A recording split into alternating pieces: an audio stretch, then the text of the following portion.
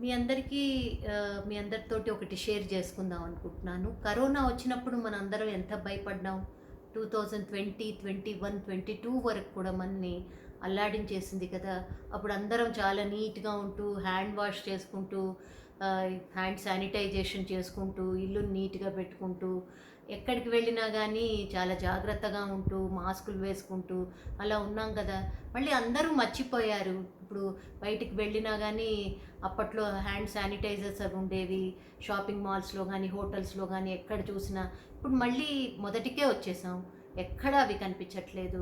మళ్ళీ అటువంటి పరిస్థితి రాకుండా ఉండాలంటే మనం ఇప్పటి నుంచే జాగ్రత్తగా ఉండాలి. అంటే రోజు చేయాల్సినదే మనకి అప్పుడు కరోనా మనకి గుర్తు చేసింది. అది ఆ విషయం మర్చిపోతే ఎలా? సో, అందరూ మళ్ళీ హ్యాండ్ శానిటైజ్ చేసుకుంటూ ఉండండి. చాలా జాగ్రత్తగా ఉండండి. నీట్‌గా ఉండండి.